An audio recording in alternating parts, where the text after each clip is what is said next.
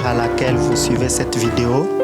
Nous vous saluons au nom du Seigneur Jésus-Christ et espérons que vous allez bien pendant cette période où notre monde est bouleversé. Aujourd'hui, nous allons échanger avec vous sur une réflexion intitulée « Le rôle du juste dans un temps comme celui-ci ».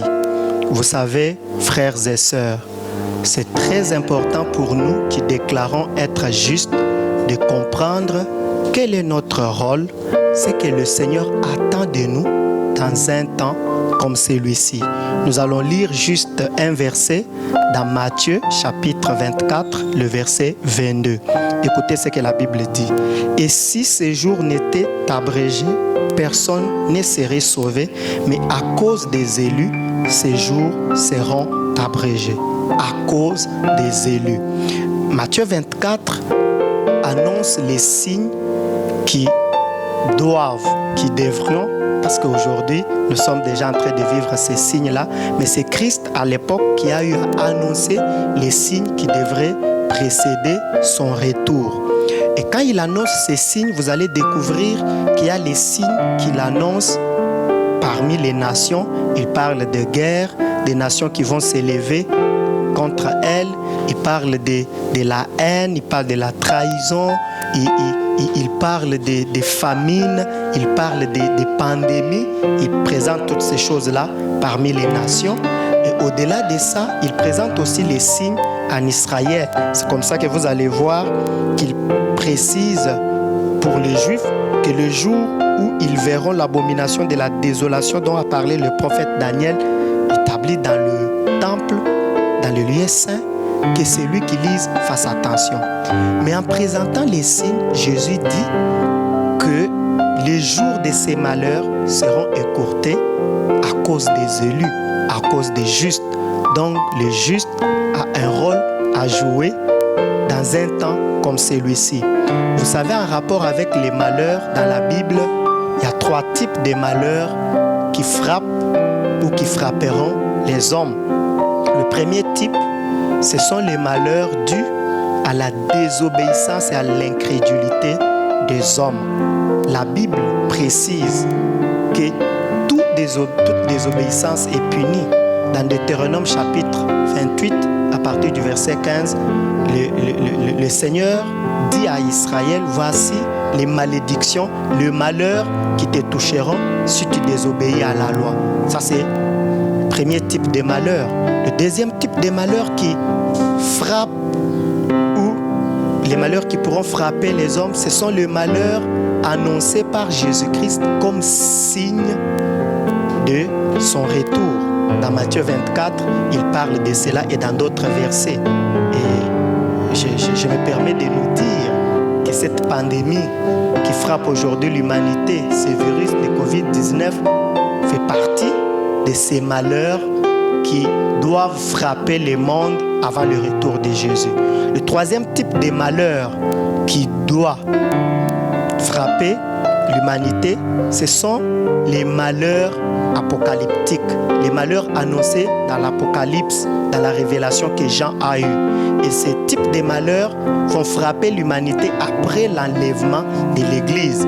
Il y a une différence parce qu'aujourd'hui, les hommes, en voyant tout ce qui frappe le monde, il y a des personnes qui disent que ce sont les malheurs annoncés dans l'Apocalypse qui sont en train de frapper le monde. Non, frères et sœurs, ces malheurs, les 7 sceaux, tout ce qui a été annoncé, va frapper le monde après l'enlèvement de l'Église.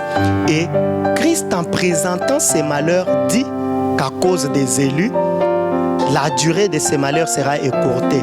Donc les élus, les justes, ont une importance dans la société.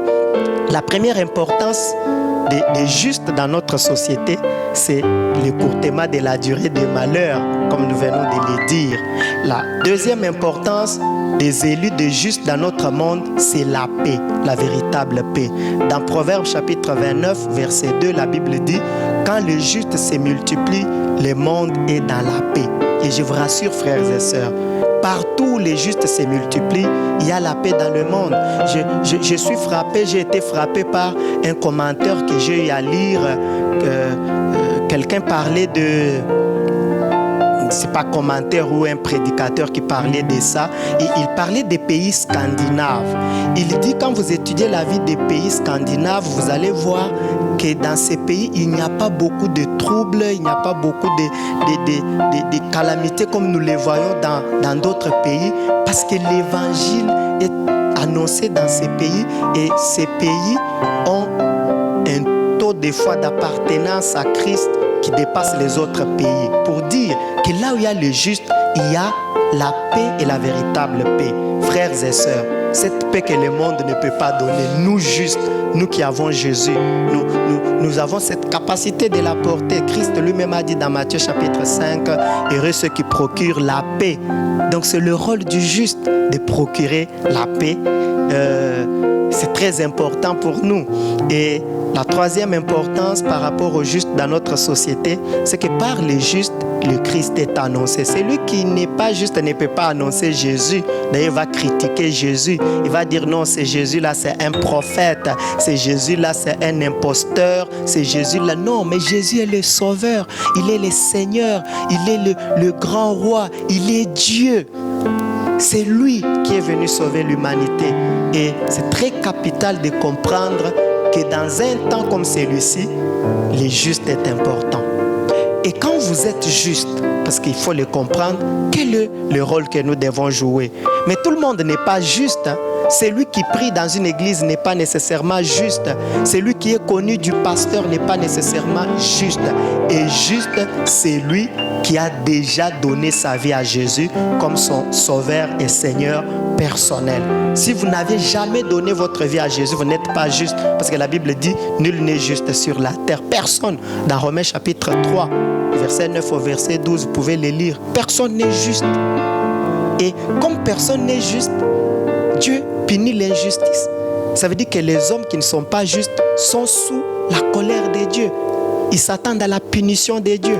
Mais comme Dieu aime les hommes, il n'a pas voulu continuer à punir les hommes, mais il a décidé de faire tomber la punition sur son Fils afin que les hommes soient justifiés. Jésus-Christ a été puni à ta place. Ésaïe 53 le précise. Il a été frappé alors que c'est toi qui devrais être frappé. C'est comme ça, frères et sœurs. On devient juste en acceptant l'œuvre de la croix, en disant Jésus, viens, entre dans mon cœur, sois mon maître. Et là, on devient juste. Vous pouvez faire ces cris en suivant cette vidéo, dire Jésus, je suis pécheur, je suis séparé de Dieu, la colère de Dieu est sur moi, sauve-moi. Et vous devenez juste. Mais en devenant juste dans un temps comme celui-ci, un temps où il y a la peur, un temps où le monde est dans la panique, un temps où les hommes se posent beaucoup de questions sur l'avenir, un temps où certaines personnes n'ont pas de l'assurance. Quel est le rôle du juste? Le premier rôle du juste, notre premier rôle, nous qui sommes justes, qui sommes enfants de Dieu, qui sommes chrétiens, est d'annoncer, de proclamer, de publier les voies de Dieu. Dans la Bible, nous découvrons les voies de Dieu pour l'humanité. Et nous devons proclamer cela. Vous savez, Noé l'a fait.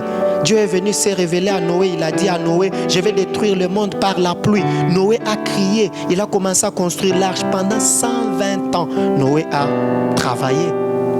Jonas a crié cela à Ninive. Il a dit, la destruction de Dieu va venir. Vous serez punis, repentez-vous. Il a fait cela. Nous pouvons le faire, frères et sœurs. Alors que vous êtes confinés, vous êtes quelque part, vous ne savez pas bouger parce que coronavirus, il ne faut pas que ça puisse vous atteindre. Vous pouvez utiliser les moyens à votre disposition pour publier les voies de Dieu. Après cette pandémie, alors que la vie va redevenir normale, publions les voies de Dieu. Disons à notre monde que Jésus revient bientôt. Il est le Sauveur. Nous pouvons le faire, c'est notre rôle. Le deuxième rôle du juste, c'est d'intercéder.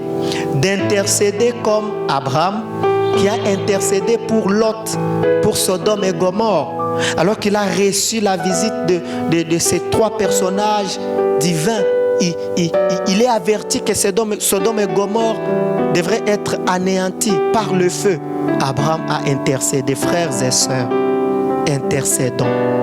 Prions pour les pays, les nations du monde qui ne connaissent pas Dieu. Prions pour les parlements du monde, que ces parlements ne votent pas des lois contre les lois qui vont à l'encontre de la parole de Dieu. Intercédons, prions. Prions pour ceux qui ne connaissent pas Jésus. Et notre troisième rôle, c'est celui de communiquer la foi.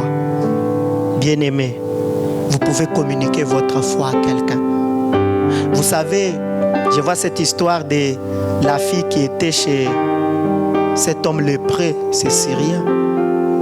Elle avait la foi au Dieu d'Israël.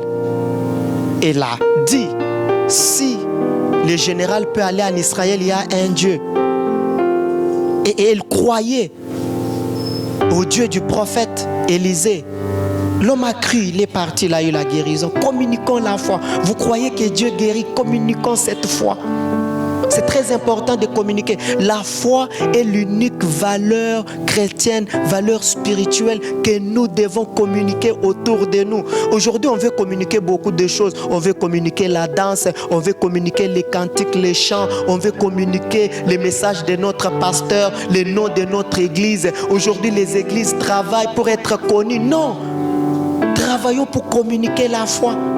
Aujourd'hui, on veut avoir du succès, que mon nom soit connu, que sur les réseaux sociaux, par moment, quand on est sur les réseaux sociaux, on regarde combien on vit notre vidéo, on regarde combien sont abonnés à notre chaîne, à notre page. C'est une bonne chose qu'il y ait beaucoup de personnes qui nous écoutent, mais communiquons la foi pendant ces temps. Communiquons la foi. Très important. Parce que Christ a dit dans 1 Timothée chapitre 4, c'est Paul qui annonce cela à Timothée. Il dit, l'Esprit dit expressement que dans les derniers jours, plusieurs personnes vont abandonner la foi. Frères et sœurs, dans un temps comme celui-ci, nous devons communiquer la foi parce que plusieurs vont abandonner la foi. Autour de nous, beaucoup de personnes vont abandonner la foi. Nous, on a l'impression qu'avec coronavirus, les gens auront l'effervescence de craindre Dieu, de dire, ah, le monde périt, les hommes sont en train de mourir alors que je me donne à Dieu. Mais la Bible précise que malgré les calamités, je suis frappé par la révélation des gens dans Apocalypse. Ça, c'est par rapport au malheur apocalyptique. Jean dit, quand il décrit ces malheurs, il dit, les hommes qui seront frappés par ces malheurs ne vont pas se repentir.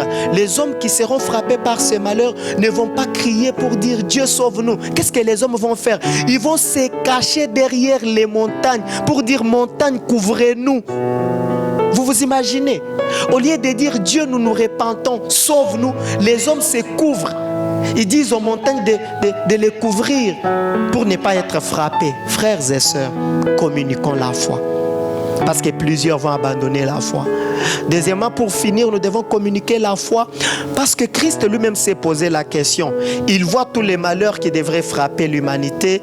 Il regarde comment l'homme est vulnérable, indécis par moments, inconstant. Il dit, quand le Fils de l'homme reviendra sur la terre, trouvera-t-il la foi? Frères et sœurs, vous qui écoutez cette vidéo, est-ce que Christ va vous trouver dans la foi? Jésus va-t-il nous trouver dans la foi?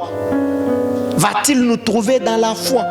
C'est pour cela que nous devons travailler pour notre foi. Lisons la Bible, prions, attachons-nous à Dieu. Au-delà des informations, au-delà des discours des scientifiques, au-delà de tout ce que les hommes peuvent nous dire, attachons-nous à la foi. Je nous rassure, quand le Fils de l'homme reviendra, s'il ne nous trouve pas dans la foi, nous ne partirons pas. Et c'est notre rôle, étant juste, de communiquer la foi. Alors frères et sœurs, travaillons, faisons ce que nous devons faire, proclamons la voix de Dieu, annonçons Jésus, intercédons et communiquons la foi. Que Dieu vous bénisse. Je crois que vous êtes touchés, vous avez été touchés par cette vidéo.